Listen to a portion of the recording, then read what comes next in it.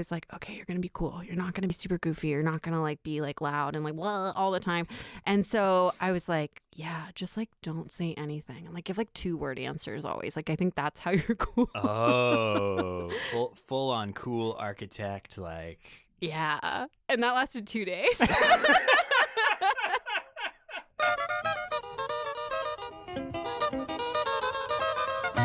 Hello and welcome to Did I Do That? It's a podcast about making graphic design and making mistakes because it's all part of the process. I'm Sean Schumacher, and joining me today, a very special guest, after starting her career in print at, of all things, the magazine 12-year-old me loved more than anything else in the world, Macworld. She went on to lead design teams at in-house. I'm gonna take that again. Jesus.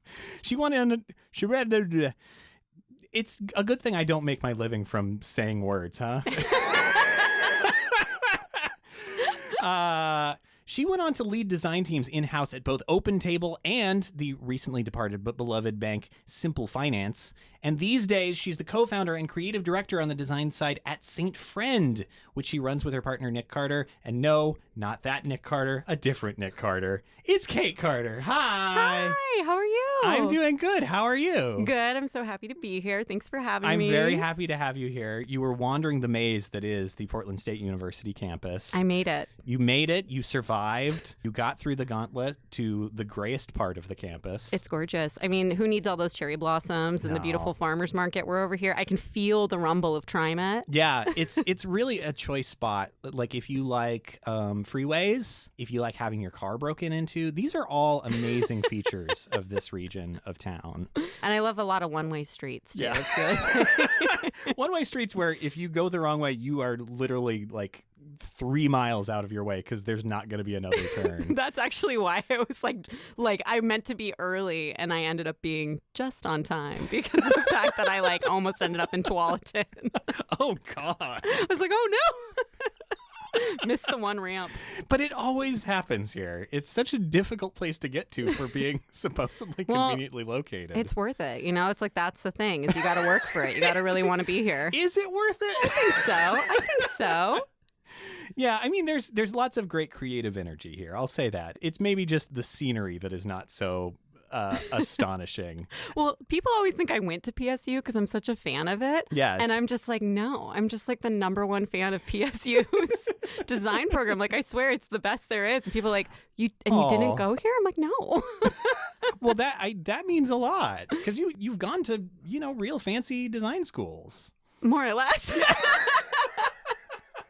No, I feel really lucky that I've gone to the places where I have, but it also made me very appreciative of the community here and like how special and sweet and like encouraging the vibes are. It's just truly the best. Yes, and St. Friend has hired quite a few PSU students. I know. Some of our best and brightest. I pride myself on it. I truly think too, like any success that I have is 100% due to them because of the fact that like they just are completely unafraid to like challenge us on stuff and be like, yeah, we could do that, but what if we made it a little better and different? So I feel really, really grateful for everything that PSU has done for me. Well, I think the feeling is mutual. But yeah, I think that kind of gets to our superpower, though, is that we're weird. This is a weird place. I love it. And maybe that environment, just like infects us like a disease that we got from the dirty bathrooms here. I love it. Here for it. Yes, this is why people come here, for the dirty, dirty bathrooms. You are not from Portland originally. You're a fairly recent Portland transplant. Where did you grow up? Yeah, I grew up actually in the Bay Area, and it was funny because I know I'm one of those. Sorry, Bay Area ruiners. But I grew up and I only ever lived in the East Bay. It was so funny for like the first 30 years of my life. And really? Yeah. And it's funny because my family, my mom and dad were both born in the Bay Area. My mom was born in San Francisco. My dad was born in Oakland. My mom's family like went back to the gold rush. My dad's family was had been in California for forever too. And when I told them I was moving to Portland, they were like, why? Like, why are you leaving? We don't leave. And I was like, We have to watch the mine where these Gold Rush jeans are exactly, kept. Exactly. That's our family fortune. It was so funny. And like, I grew up in the East Bay. I ended up going to UC Berkeley. Well, first I went to like a little tiny liberal arts college for 2 years. I was one of 7 art majors. Whoa. Yeah. Was it like, so the whole school was pretty small too? It was tiny. It was smaller. I went to a high school of like 4,700 people, so a big high school. Yeah, that's kind of my experience too. Really? Yes. Where are you from? I'm from Las Vegas originally. I didn't know that. My in-laws live in Las Vegas. It's bad. They should move. We're trying to get up to, but my mother-in-law, she loves wearing sequins out on a Friday night, so she couldn't move here. That's the headquarters of that. Yeah, she's built for it. But that's so funny. You're from Las Vegas. I love that. Yeah, but no, same. Like I grew like huge high school, and then the college I went to was like 3,500 people, and so I was like, wow. oh, this is tiny. And it was an awesome school because the class sizes were so small that I got truly individual attention. Like I remember I literally had a art history teacher that I had, and I had 2 classes with her, and she asked me, she was like, who's your academic advisor? And I was like, oh, this lady, Maria, I don't really know her. And later that day, she went into Maria's office and took my file and was like, I'm her advisor now. Wow. Yeah. And so that was the cool thing about going to a small school. It was just super great, but I was kind of curious about what it'd be like to go to a bigger school.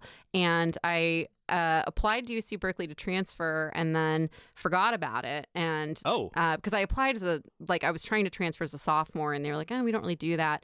And then I forgot about it, and a year and a half later, they were like, oh, by the way, you got into UC Berkeley. A year and a half later? I totally had forgotten about it, honestly. That's such a...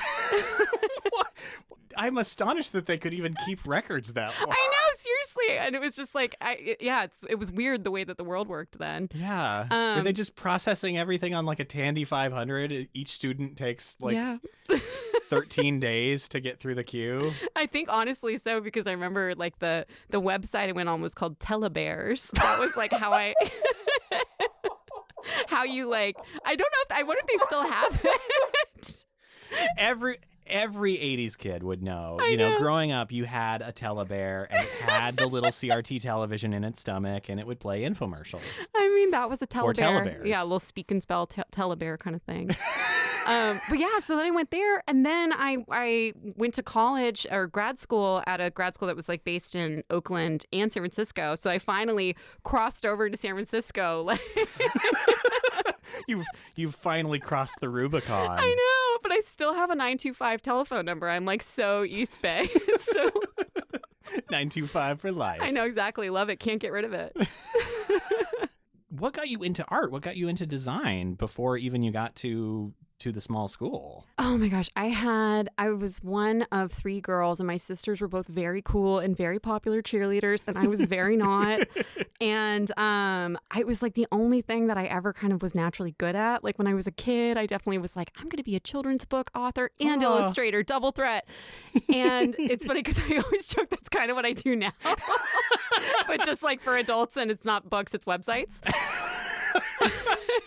More money in that. Yeah, it turns out. But yeah, it was like the only thing I had ever kind of naturally been good at. And I didn't actually know what's so funny, and it sounds so strange to say now, I didn't know design was like a occupation. I think that's really common. Yeah. Though. Like we have a lot of students even now that are like, well, I didn't know what this was before I got into it. I just wanted to draw, and I didn't really know what they were doing in the art practice side. Yeah. And it's funny too, because I was listening to some of the other episodes, and like Hiller Goodspeed had a similar of like, I just like loved posters and like gig art and things like that. Yeah. And like I worked briefly like for like a week at a Rasputin Records. What? And I remember too like being like, oh, I love all this album art. I just want to like do this.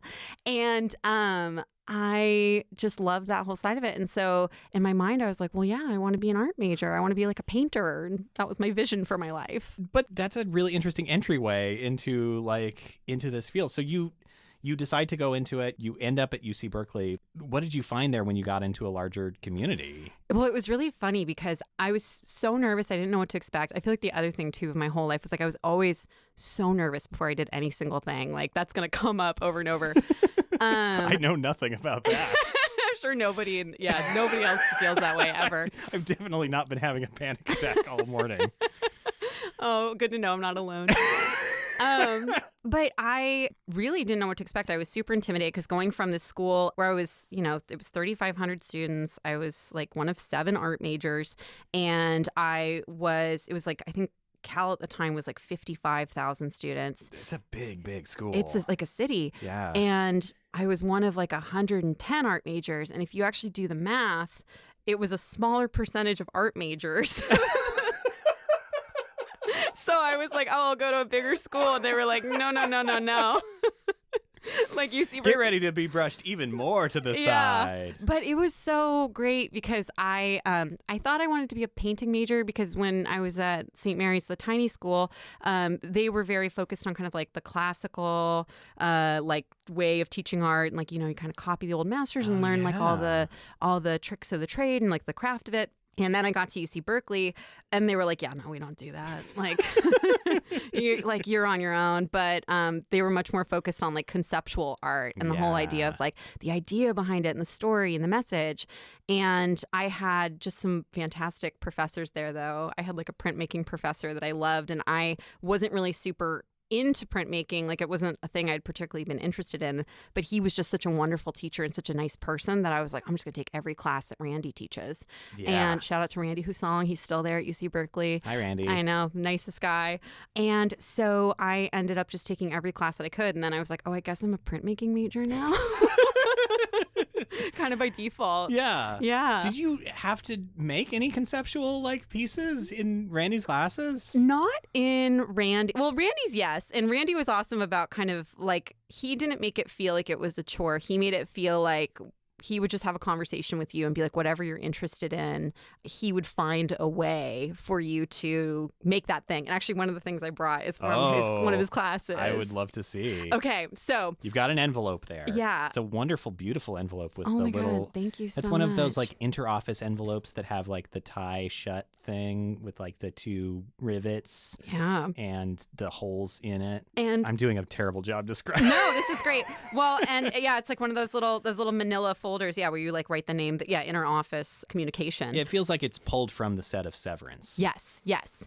And I was really into technology at the time, and I had started making all these little foldable kind of pop-up screen prints. So I would make a screen print of, I was really, really into Moog synthesizers. I always wanted to own one. Yeah. Never bought one. And They're expensive. I know. And I was like not good at So I was like, this would be really, really not great because there's only so many of them in the world if like I was in possession of one. So I made like a little paper one, and it was really cute. And so Randy was like, oh, well, what if you made like more modern technology? So this commercial had just come out at the time, and this is a MacBook paper. So oh my gosh. Even thinner than the MacBook Air. The original MacBook Air, which famously the ad was them pulling it out of an envelope. Yeah. And so. Wow. It's like. That's really well done, actually. Well, thank you for saying so. I was looking at it last night, and I was like, oh, this is pretty shabby. You're being very hard on yourself. I think it's like you've got the proportions right. You've got, for someone who, I'm guessing this probably would have been like before, like soon, like they stopped airing that commercial very soon after, I feel like. So you probably didn't even have one to reference. No, I didn't. I think this is all based on like looking at the internet and then like taking a photo of my regular MacBook. But it was funny because at the time it was like the shop record for the amount of colors because it's got like a gradient. I think there's like 17 colors on this thing. Holy shit. I think I'd written off that it was printmaking and just like decided it was a digital print in my mind. But, that's old-fashioned printmaking. That's classical press printmaking. Yeah, it was all the registration for the listeners. Not a single thing here is properly registered. Well, also for the listeners, you may not have had one of these first generation MacBook Airs, but they did have that problem as well. Like, the keys would look like they were slightly off, and there would just be sort of a white gap that you couldn't touch. Yeah, exactly. Yeah, the trapping on the icons never lined up. Yeah, that famously Mac OS 10.4 Tiger, Oh my It's why everybody wanted to upgrade. But this whole thing was like, so I like hand painted with a little brush the icons and everything and all the details on the bottom. And I admire the idea that you've included a little port for the battery. I know. I didn't even... Apple was ever going to include a removable battery in anything ever again. I forgot about that. Yeah, see? So even then... You've improved on the core product. Yeah. It's nice that I forgot that I did kind of the metallic. I did a gray and then I did a metallic wash over here. You can look at it. Oh, my God. You've got shimmery sparkles in this. This looks way better even up close. Like, it's really, really cool. Oh, my God. And then, well, like, the handmade icons. I want this icon pack. I was a big... I don't know if you were into this, but I was very into, like, the icon scene for macOS at this time. Yeah. Like, so many cool things coming out of that. Super bubbly. Yeah. Oh, this is... And 15 out of 20. So yeah, it's a signed edition print. So somebody out there has the original #1. Actually, what's funny is I gave one of the original ones to a friend of mine's brother, and out of nowhere, like 2 weeks ago, he messaged me and he's like, "I just found my MacBook paper that you made," and I was like, "Oh, sorry." But I thought it was sweet. I mean, it was cool that like this just kind of silly thing. And then what's funny is I went on to go work for Macworld, and it was just such a weird coincidence. Yeah. So like, and had you really had like a huge interest in Apple and Mac before that, or was it just like? No, it's actually a really funny story about how I got that job. So, well, I loved computers when I was growing up. We actually had. I'm old enough that people might not know what a word processor is, but it was like the in-between of a typewriter and a computer. Yeah, you'd type into sort of a memory bank. Yeah. Another word that I feel like no one under the age of 30 knows. No. And it would show up on the screen, and then when you were ready, you could just print it, and it would type it all out onto the thing with typewriter, like... things. And the little paper too that had the little tear off perforations on the side. Oh, you had the kind with that kind of paper. Yeah, it was nice. That's fancy. Yeah, you could get it to make a carbon copy. It was pretty legit. Wow. Yeah. That's a high quality. That would be still a pretty desirable word processor, I gotta say. It was cool. I kind of wish we still had it. But when I was a kid, I loved, like, I would pretend that thing was a computer, and I would sit there and like type like pretend command prompts on it. I was like 6, and my parents were like, "Okay, we got to get this girl a computer." Oh, yeah, so I love. She's just destroying every box we have in the house. Exactly. And so I loved computers from early on. I was like, I remember truly like one of the best days of my life was one morning I woke up and my dad, who was a very early riser, had gotten the family computer, and it was like sitting on the counter, and I just like cried, and it was like so sweet. It was like, and it was just so funny because now it's like everybody's like, "Oh yeah, I got like an iPhone." It's like whatever. Yeah. But I got this dumb computer on my wrist. I don't know. I hate it. It keeps telling me to stand up. This is before they bossed us around, so we had to. Yeah, that is true. The old, a Performa 630 is not going to tell you to stand up ever. No, but it was, it was a different time. And so I loved computers. I was always very interested in them. And I had thought that maybe I would get like a career in something computer graphics one day. Whatever my job of the future. Yeah, exactly. As a computer graphics artist, which again, now I'm doing it. Yeah. I'm living my dream. You made it work. So I went to grad school, and my first job out of grad school was I got a job as an intern at a dog magazine. Which dog magazine? It was called Bark. I know. That's a good name for a dog magazine. It was pretty great. It sounds kind of upscale also. Yeah. It was like the premier one. It was like, there was Modern Dog and there was Bark. And Bark had... and of course, Dog Fancy. But but they're, old school. Very like corporate. Yeah. I know. And mass market. Yeah, they didn't like... They don't care about what's on the edge of being a dog. They didn't care about the people. They cared the dogs. They're looking back. We're looking forward. I got this job, and it was like, I also love dogs. And I was like, this is my dream job. I love this. Yeah. And I was doing design work, but I also was walking like the 5 dogs in the office. Oh.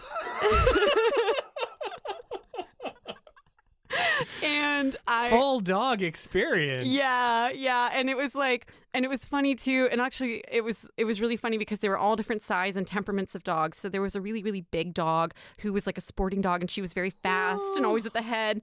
There was 3 of these little beagle mixed puppies that were disasters, and they were always just biting each other. And then at the back was Lenny, a 20-year-old Schnauzer mix. I know. I have a 20-year-old dog now. And so like, it was funny because at the time I was like, oh my God, like, I don't know what I would do if I had a dog this old. And now I do.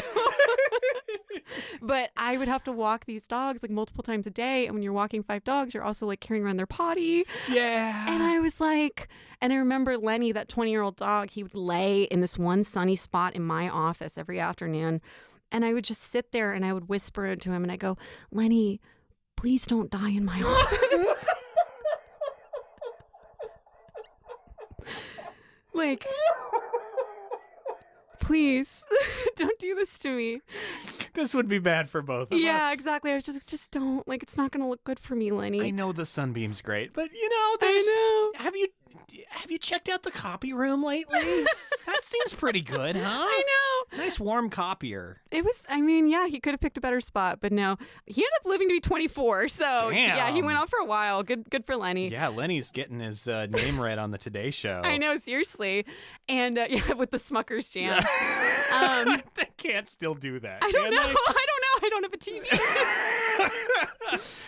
Now that's just a whole half hour of the Today Show. I know, just the birthday list. Yeah. They're like, this is all you're here for. We don't have anything else. I don't know.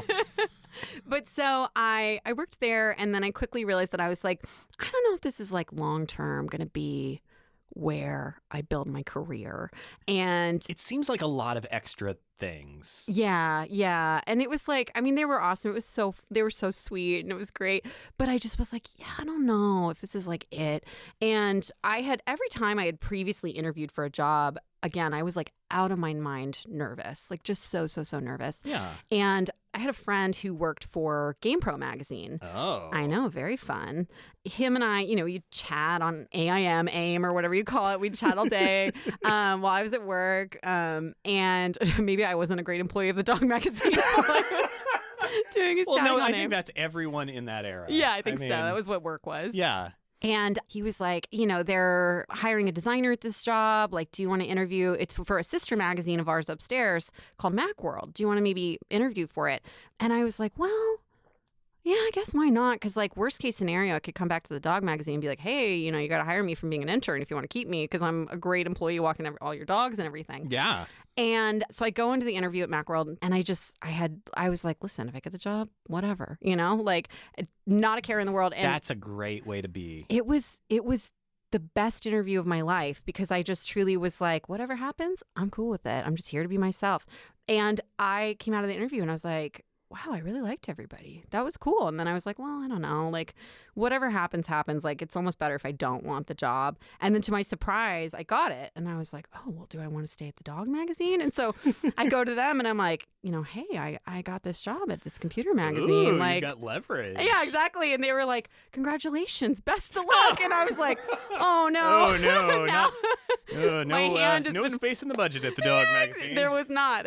I realized then. And so I was excited though because I was like, this is a great, like people had heard of it, and I had like my own cubicle, and I got to wear like office clothes to San Francisco every day, and I had the best boss. I had truly the greatest boss of all time, Rob Schultz. Shout out to him. I'm just like Rob. Giving shouts to people who probably won't listen to this, but he was truly the coolest, nicest boss of all time, and he was like whatever I was good at, he just was like, yeah, you should do that for the magazine. Oh, cool. You like can draw pictures.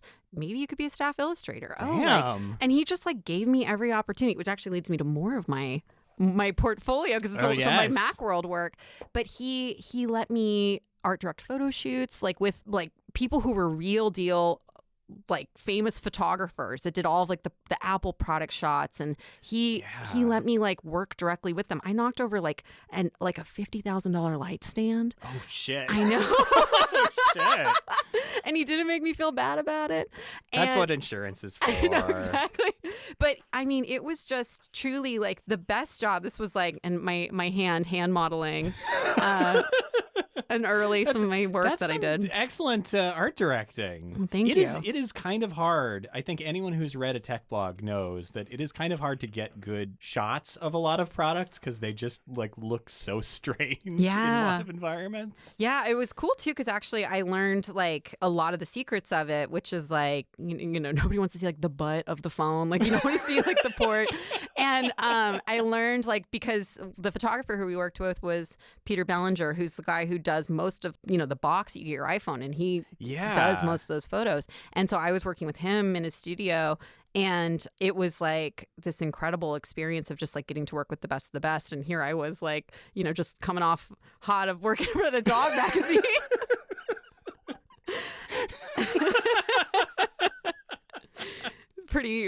So I was You're coming into the studio, you've got 12 dogs. I know, exactly. Like, I'm not working there anymore, but I just love them. Side hustle for sure. Yeah.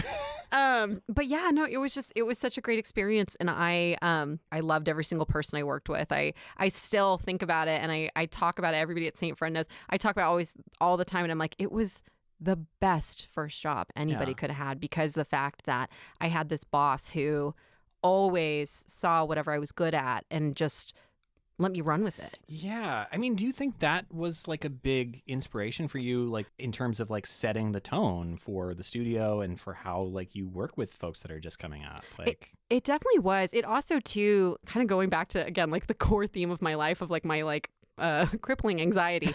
But when I went to grad school, I'm jumping all around in my carear. That's fine. Sorry, everyone. This is a very non-linear show.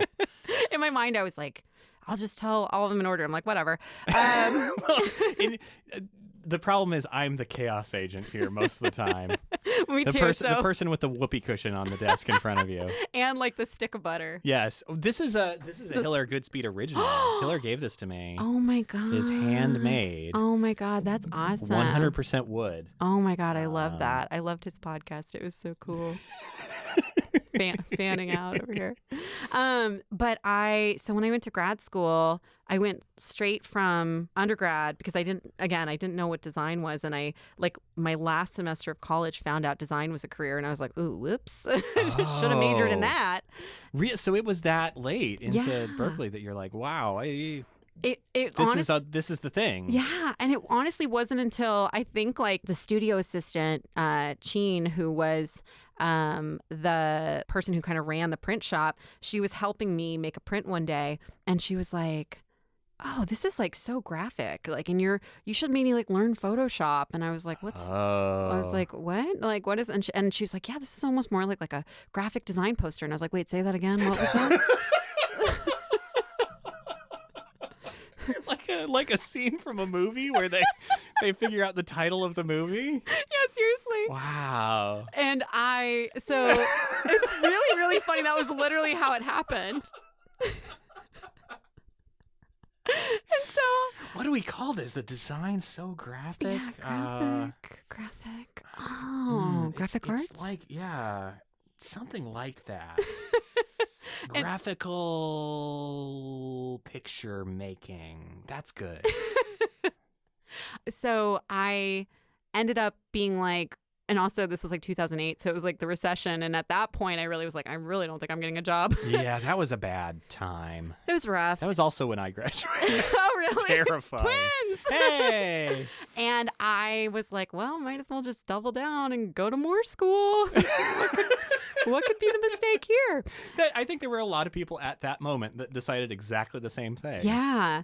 And so I went to CCA, and the big art school name in the Bay Area. Yeah. And I went to grad school, and I again was so nervous. I was the youngest person in the program. I was also just really, really, really, like, I'm such a goofball. And I told myself that I was like, okay, you're going to be cool. You're not going to be super goofy. You're not going to like be like loud and like blah all the time. And so I was like, yeah, just like don't say anything. And like give like 2-word answers always. Like I think that's how you're cool. Oh, full on cool architect, like. Yeah. And that lasted 2 days. I'm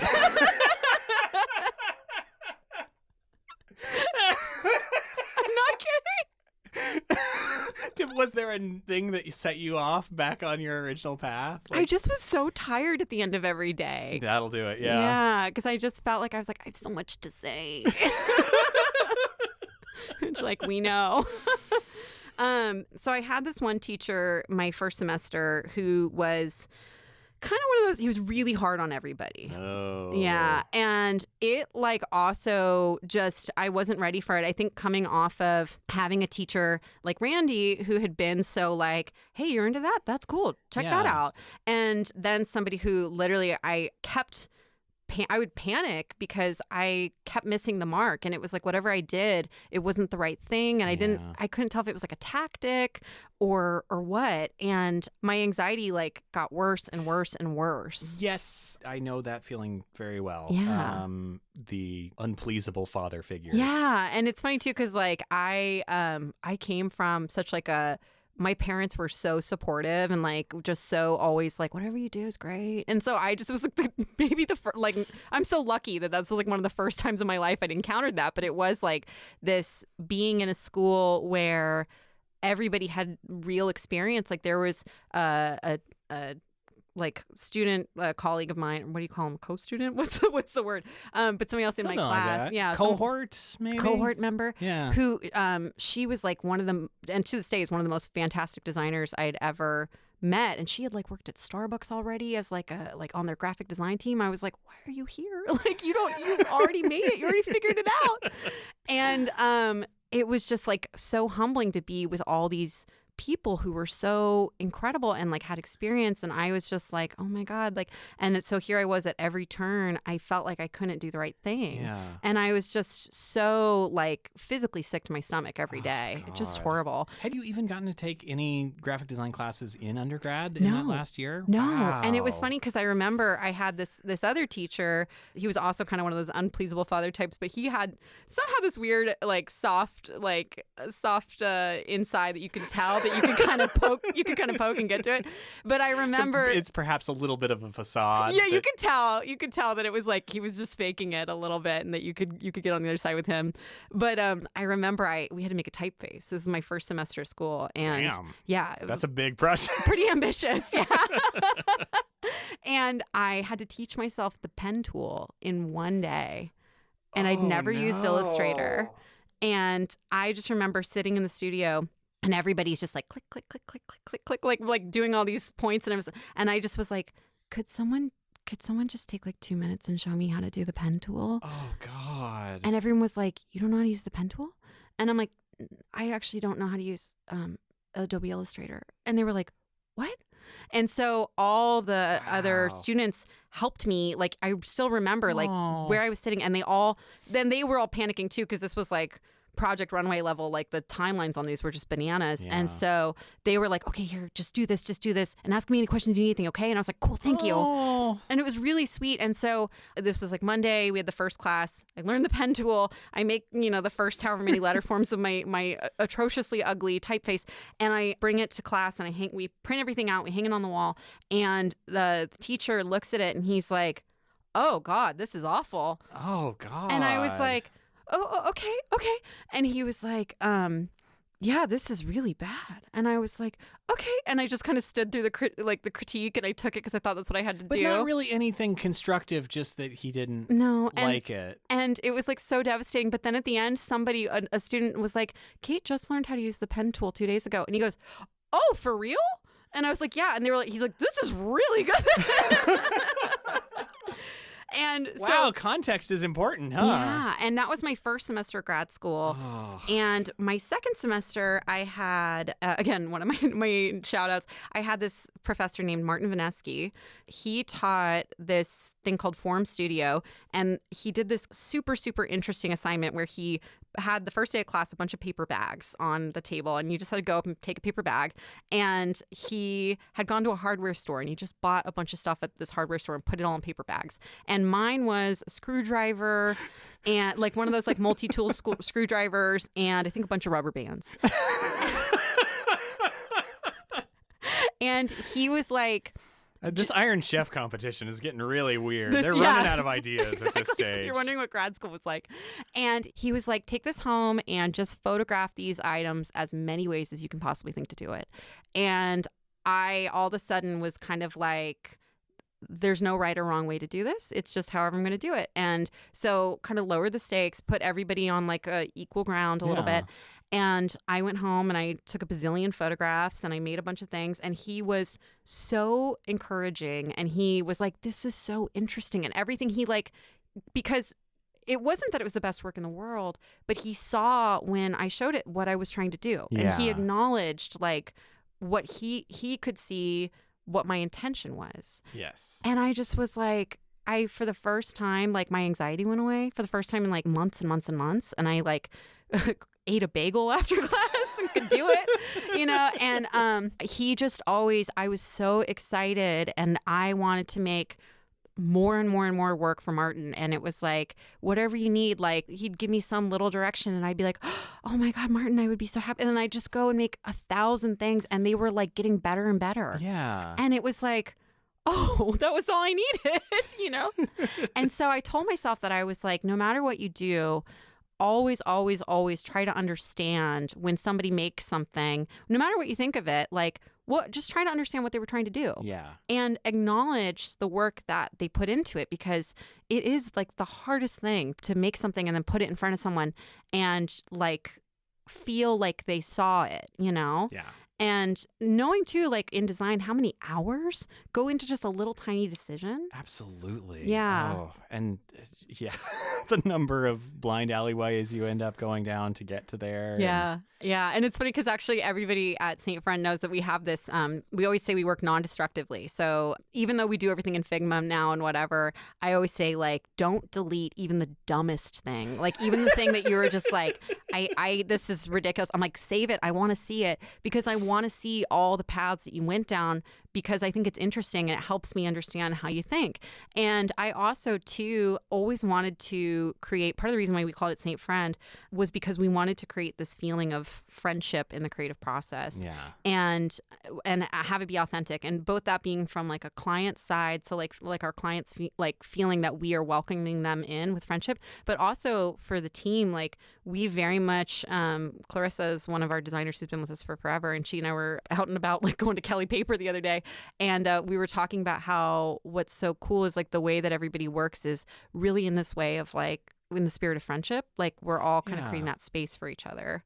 And that was why, I mean, and that was really like the thing that for me, I think having not had that for a little while and then getting that and seeing so clearly what a huge, tremendous difference it made for me as a person to work in that way. Yeah. And I think that like there's definitely the mode of design that is, you know, kind of the Paul Rand where you come to a client and I have the solution and you don't get to question the solution.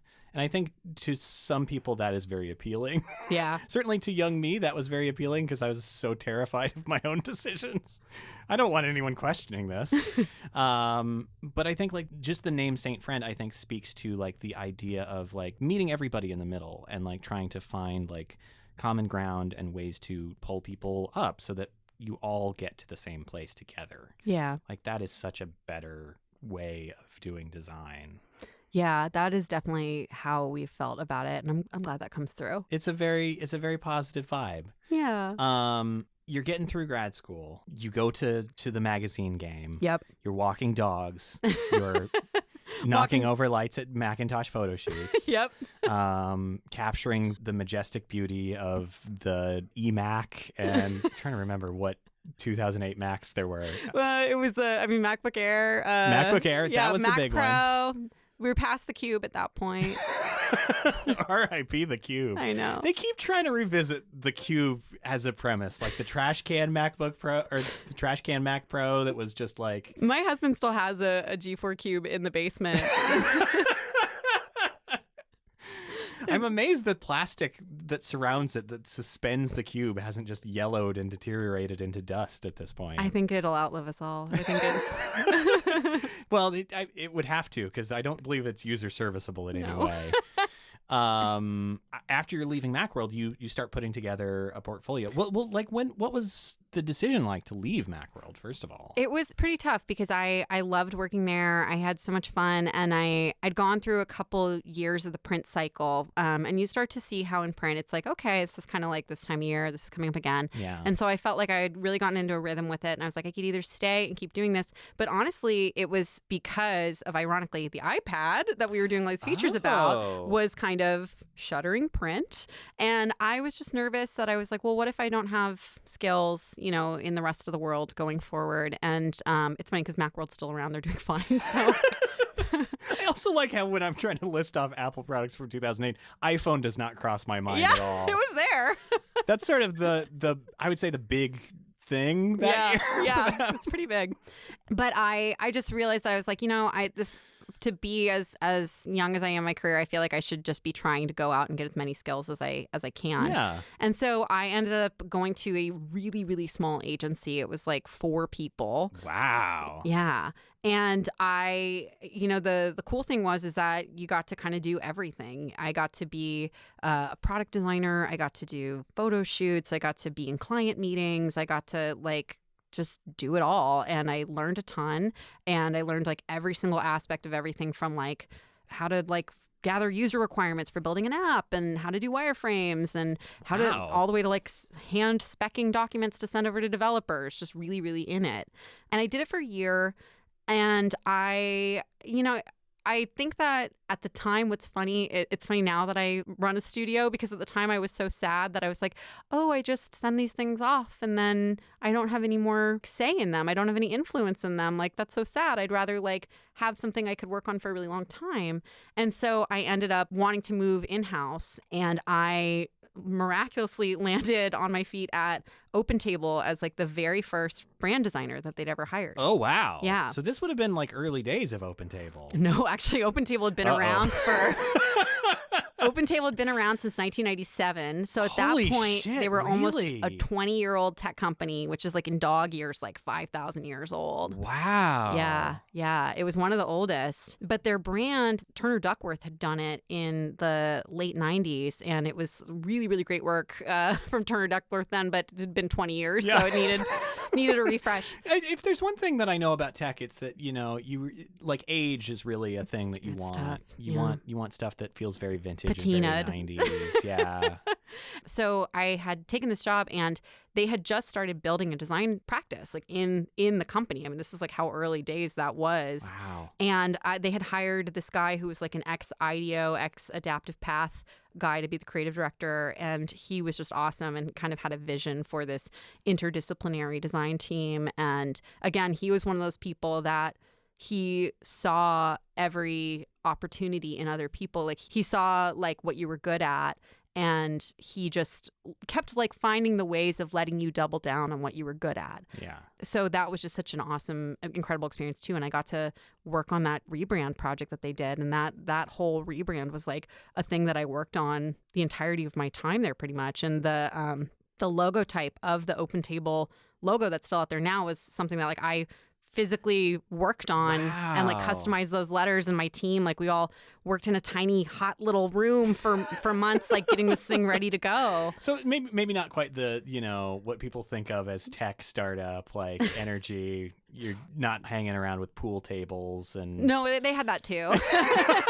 They had it was very tech too, because it was a downtown San Francisco office, all the snacks and ping pong table and that whole thing. People riding those scooters through the office.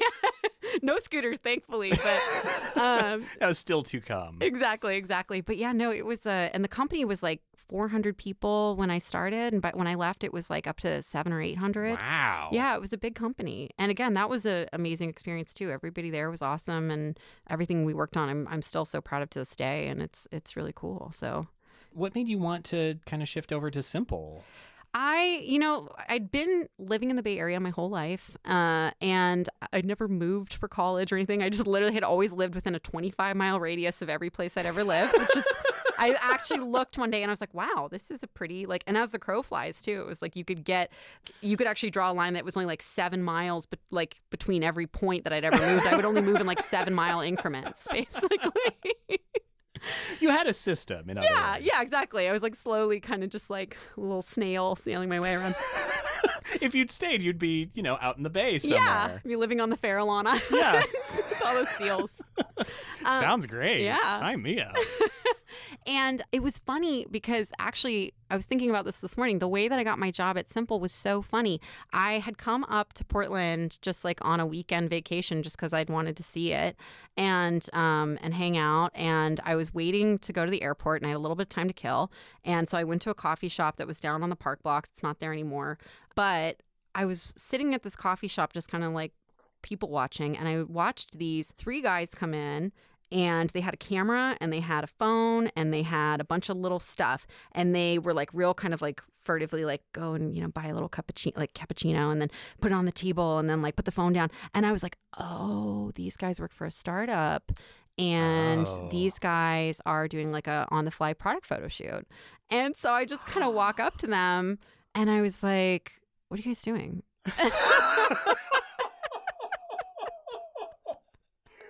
That's bold. Well, I in my mind, I'm overly friendly, and then I thought about it, and I was like, they probably like were really freaked out. This person's like, what? I also feel like that could have gone very sideways. Yeah, exactly. Like I think they were like, are you like a security person? You want in on this job? I know, exactly.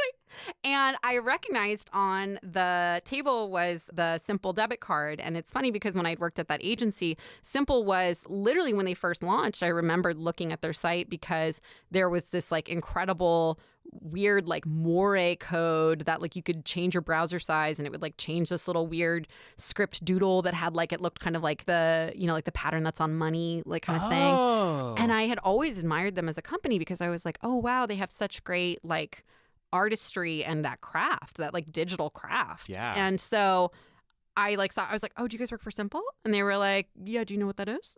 And I was like, yeah, I love Simple. And so I started talking with a couple of them and ended up staying in touch. And I just was like, oh, how fun that I got to meet these guys. And I then just went through like realizing that I loved living in the Bay Area, but commuting was, hellacious. I had like a hour-and-a-half commute in any single direction every day. Sounds great. Yeah. And I was and I just kind of was like, what if I didn't do that anymore? What if I lived someplace where 90% of my income wasn't going towards transportation and housing? And it was funny too because I was talking about earlier, like my before the record, I was talking about I looked at the time box little archive that was my Twitter that I had, and all of it was me just like posting photos of being stuck on BART, like we're stuck in the Transbay Tube again. It's really getting hot in here. Really glamorous. Yeah. That Bay Area life that everyone aspires to. I know. And so I saw that Simple had a job for an art director, and I was just kind of like, okay, why not? And it was similar actually to when I interviewed at Macworld because it was kind of the same thing of just like, yeah, why not? Like, let's just see. If it happens, it'll happen. Yeah. And I actually, what was funny was then I went and hiked the Inca Trail, and I did that right after I had my interview. It was like literally I had my interview, and then I was like, hey, just so you know, I'm going to be offline for 2 weeks because I'm hiking the Inca Trail. Damn. All right. My dad was kind of an adventurer, so him and I did that together. It was very sweet. I came back from doing that and I checked my phone and I had a 2-week-old voicemail. That was the hiring manager offering me the job, and I was like, oh no, what if they gave it away? But they didn't, and so I moved up here. Got me right on the nose. Bonked into the mic. Square on the nose. And honka honka. And so, yeah, I just kind of was like, why not? And packed up my life and came up here. Wow. Yeah. That's a big thing. Yeah. You get back from a trip and you're moving to an entirely different city 400 miles away. I almost think, too, that had I not gone on that trip, I don't know if I would have been brave enough to do it, because it had been like I was so outside of my element and my life and everything, and you're so disconnected from everything that you have nothing but your own kind of like feelings and thoughts and the people that are around you to talk to. Yeah. And I just really was like, okay. Yeah.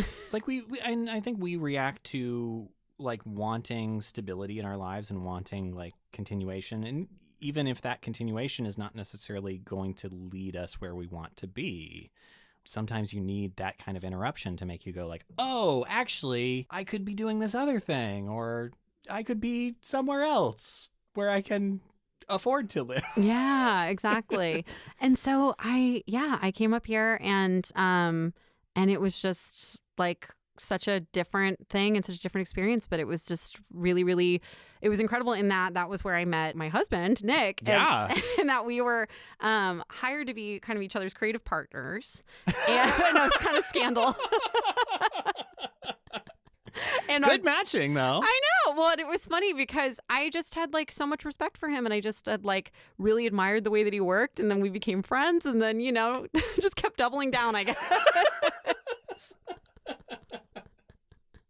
The dare just kept escalating. I know, exactly. But it was just really, it was like a very unique thing. And to find somebody too, I think what it was that him and I like communicated so well together, and we worked so well together, and we genuinely just really liked being together and spending time and like talking about whatever weird idea. And it just, that's kind of how it is still, you know? Did it feel like a natural decision to step away from Simple and to go into St. Friends? I mean, as a partnership, or am I jumping ahead a lot? No. Well, I'll tell you too, and you can edit this out or not. Okay.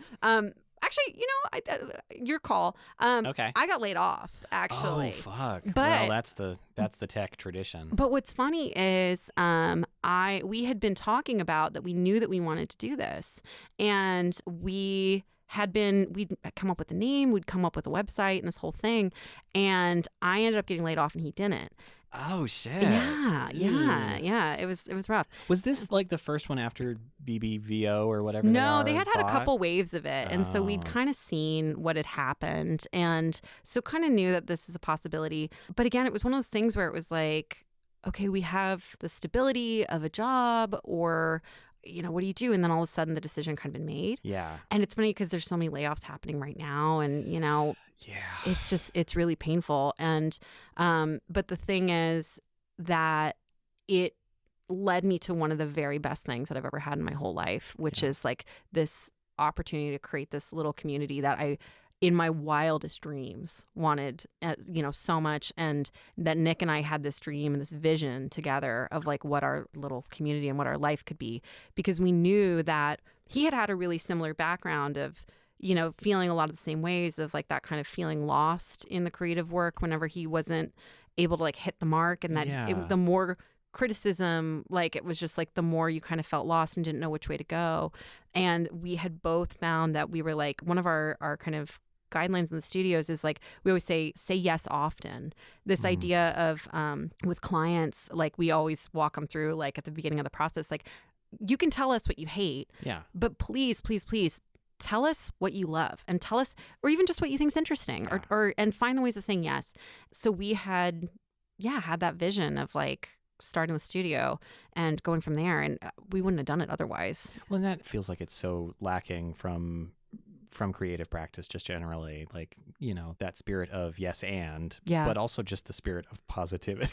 Yeah. Because it can be that you get, you know, the withholding daddy figure in your head, and then you just, I might be thinking of me personally especially, but no. You start to spiral because that figure is unpleasable. Yeah. And it's funny because the thing that still always like stays with me, and why it was actually really fun to get to bring some of this work to show to you, is that like I have the curse of every single thing that I ever make, that I make individually, I hate. I can't. I know the feeling. Yeah. Yeah, I can't look at it. And I think it's getting better over time. But like historically, I'm just like, oh my God. But the work of other people, I just fall in love with. I'm like, oh my God, like this is the best thing. And like, oh, this is just like, I see what you did and I just admire it so much. Yeah. Well, like when you were coming in, you were wearing a Saint Friend sweatshirt and you made sure to rep that it was Kayla, one of our alums who works there, who made it. Yeah. And it was like, and I was joking too, because I was like, oh, is this funny that I'm repping my own studio? But I was like, but it's not for me. It's because we're like, I just love this sweatshirt. I love the little like funny smiley sun that she drew. And it's just like so cool and sweet. It's an extremely cute sweatshirt. Yeah. Yeah. We just love, I'm like, if we do a run of more, I'll make sure you get one too. You can rep it. I would love that. Yeah. Absolutely. But it's funny too, because I just always remember the feeling of feeling like a really mediocre designer. Like I just always was like, I'm not anything that's like so great. And I remember that I always felt really like early on, I felt really jealous of other people. Yeah. And that feeling was really, really hard to cope with. And I realized over time that feeling, like you couldn't do anything with that feeling, that instead it was like better to try to learn from those people or like ask them to show you. Yeah. You know, and like that also, that copying them like wasn't going to get me anything, but instead it was like, well, maybe you just team up and be like, maybe could we work on this together? And yeah. Well, and it's like that thing of like when you were starting out, like trying to speak with someone else's voice. And I think that's a really, really common experience of feeling uncertain about something. And then you do that and you're like, oh, well, now I don't know anything. Yeah. Because I'm not me. Yeah, exactly. I don't know how this other person makes decisions. Yeah, exactly. And I realized too that over time that I was like, if you can actually take that feeling, that jealousy, and like the inverse of it is like Clarissa and I were talking about this too the other day, that the inverse of that is admiration. Yeah. And that coming at the work from a place of admiration for what other people do and for like how other people think and how they work is just such a much more generative place to live. And it's just so much more fun too, because you're constantly looking at everything in life is happy and sad all the time. But if you're looking at like the place of admiration or the place of like happiness, you find that like everything you can move ahead with, you can like move forward. And it's not like, you know, not saying like toxic positivity kind of thing. Like you always have to see the bright side, but the hook's holding up the smile in your mouth. Exactly. I'm very happy. And it's funny too, because I actually put my pinkies in my mouth there. I didn't wipe them off. But it's funny too, because it doesn't mean that like we don't look at things critically too, or that we aren't able to talk about it, but it's just more of that place of, you know, like always ending up on like, okay, how do we leave this in like the place of like moving forward and saying yes and happiness. I'm rambling, but no, this is the spirit that I think everyone listening into this show wants to hear. Like, you know, that it is okay to be a multivarious person, but also to be who you are if that's a very happy person, and to be, you know, goofy, but to have sad days. And huge goofball. It's funny because my dad, I used to always describe as like his personality was a rain cloud with a rainbow coming out of it. That's an emoji if I've ever heard one. He was always like, just like the saddest person. It was so funny because I remember one day he was like, do you want to go visit Grandma's grave with me? And I was like, okay. And he's like, because Fenton's, the ice cream place, is just next door and we can go get vanilla ice cream.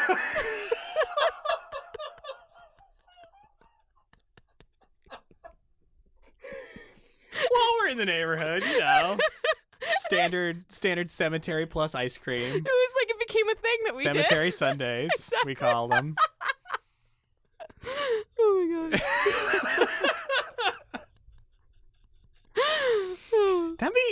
Why don't we do that? Cemeteries would be so much thought of as so much more positive places if there was an ice cream booth right at the start where you just get whatever ice cream you want, and then you walk around and you're like, wow, that's cool typography. Actually, for anybody who's ever finds themselves in the Bay Area, Mountain View Cemetery is right next to Fenton's on Piedmont Avenue. Mountain Views. Is this also near the Google?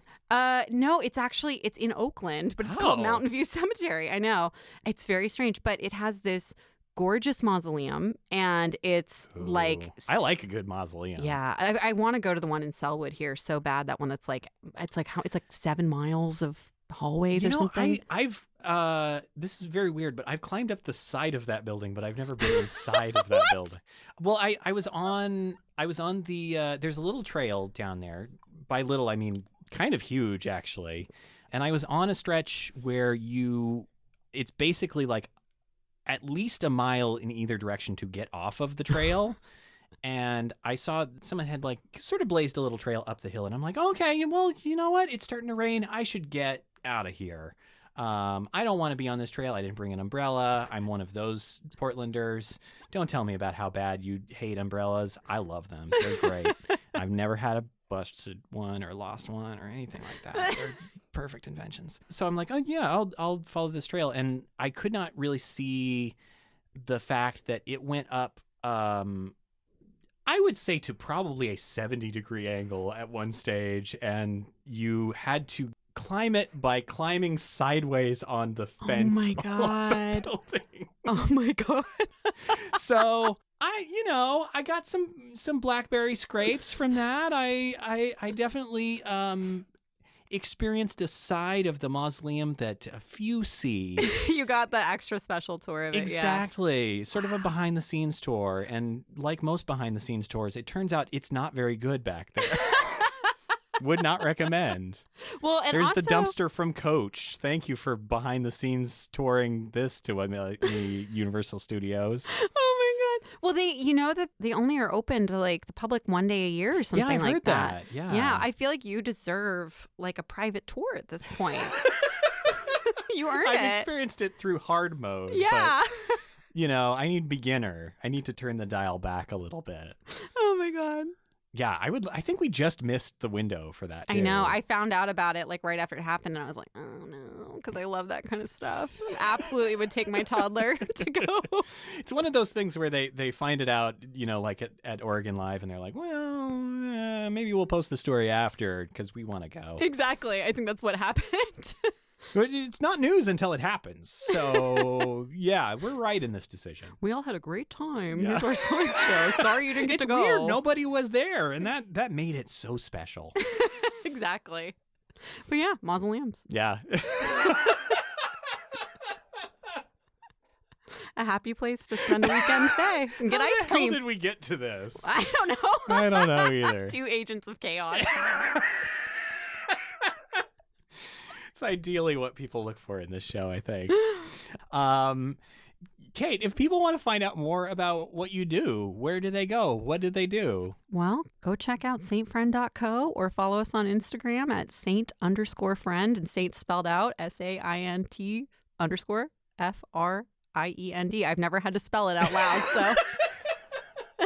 It's one of those words that kind of does a little thing in the middle where you're like, I'm like sweating. I'm like, oh my gosh, I've never had to spell it. There's the I and E thing. Yeah. And then Saint, people always just write ST, and I'm like, no, you got to write it out.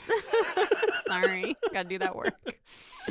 I would encourage everybody to go check it out because you do some really tremendous work and some really cool packaging design also, which I think is kind of not really a thing we talked about. Oh, yeah? Whatever.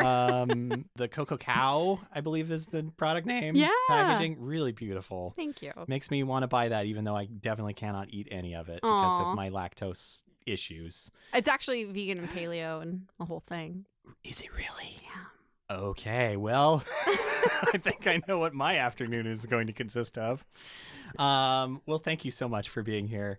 It has been a pleasure. Thank you. Now I need to pull up the thing that I say. Also, hey, thank you to the listener. If you like the show, maybe you're hearing it for the first time. Maybe you've been here. Maybe you've been around the block a couple times. You've circled the block looking for parking, looking for those one-way streets that are going in the direction that you want. Bad news, they often don't. But if you do want to go to your destination, which is to say this show on a more regular basis, wow, this one's really getting away from me. Why not subscribe in your podcast player of choice? You can search the words, "Did I do that?" on those players, and oftentimes that will turn it up. But you can also go to a wonderful website called dididothat.design, where you can get to all of them very easily through some complicated links I made. On there, also, you can find some good images that go along with each and every episode that you won't find in the show notes on your podcast player. And if you want those images delivered directly to you, you can go and follow the show on Instagram, and perhaps not Twitter. As of the time of this recording, we're a little uncertain what the future is of Twitter. It might just sort of be a toilet by the time that this goes out in 2 weeks. Who knows? Buckle up. We'll see. Maybe we go back to LinkedIn. Who knows? Oh, boy. But anyway, I'm Sean Schumacher. This is Did I Do That? And as we always say at the close of every single episode... Rutabaga? Do you say it like Urkel? Do you say, did I do that?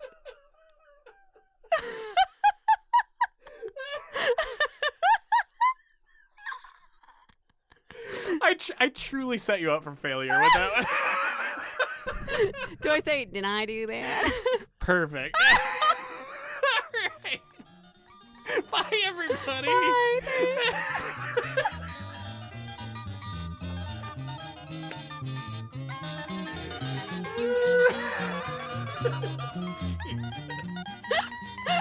You want me to take that again? No, that's great. I think Rutabaga might actually be the thing that we start. I was like, wait, dude. I was like, you told me not to say it there, but then you were like, I'm going to point to you to say something. Well, and telling you not to say it is I forget the first rule of design, which is you don't tell what you don't want people to do, because then they're just going to think about that thing forever. There's no way that won't be what occurs. Oh no. Oh my gosh. Perfect. I love it.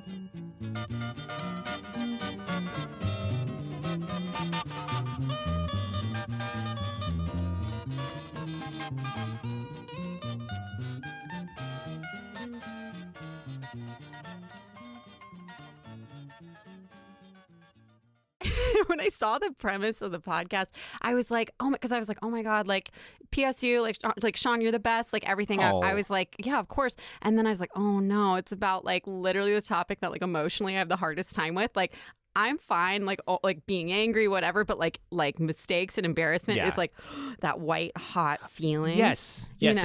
I think that's probably everybody, but absolutely. Yeah. And so I was like, it literally took me like a day, and I was like, and I think that was also why the following week I was so slow to respond. Like in my mind, like subconsciously it was like, preserve yourself, don't do it. And I was like, come on. I think that happens because I don't think I really ever hear back from anybody the same day I email them. Really? I think that process happens with everyone, and the ones that I just don't hear back from, I think they land on the other side where they're nope. They're like, can't do it, accessing like the worst parts of myself. Oh, weird, your email went to spam. Weird. I don't know. That's kind of funny. Well, I just had like the very surreal experience too of like with everything that has been happening on Twitter. I was like, I haven't even logged into Twitter in years, but I was like, do I even still need to have this as like a record? And I went back through it, and I was most active from like 2012 to 2015. And I went through it, and I was telling one of our coworkers at St. Friend, and she was like, "Oh yeah, it was a different time on Twitter then. We were just sweet summer children." And we had not yet been dipped into the toilet. Yeah, of society. exactly. And it was funny because my Twitter back then, I was like, I was like, there doesn't need to be a record of this on the internet, because all it was it made me sound like very clueless and like a kind of entitled tech person, because I'm just like, oh my God, there's kombucha in my office. Awesome. And that's like a literal tweet. And so just a snapshot of what Portland was. Well, at that a specific it was moment. worse. It was in San Francisco. Oh, so I was like, wow. yeah, it was really like I was in it. And I was just like, we don't need this. We don't need this. Let's just delete. Yeah, there should be kind of an expiration date on I everything. feel like there should be. At one point, I want to say it was maybe 2015 or something like that, I had to go back and just purge my Tumblr. Yeah. Just like, oh, Tumblr, you need to go to heaven. I now. know. It's like, you're like, yeah, No one needs to hear my essays from grad school. No. No, that's no thanks. Just gonna send those to the delete zone. Exactly. The delete zone. Off to computer heaven. The worst computer repair shop there is, Computer Heaven. I know. Don't take your computer there. They don't know what the hell they're doing. I don't think they've saved one of them. They're like, we fixed cracked phone screens. They just put masking tape over it. There you go. It's just like one of those toy phones that you get from the grocery store for like a dog or something. Exactly. Well, it's the screen feels a little different, but it does make this great squeaking noise. So that's an improvement. Okay, this is probably enough nonsense.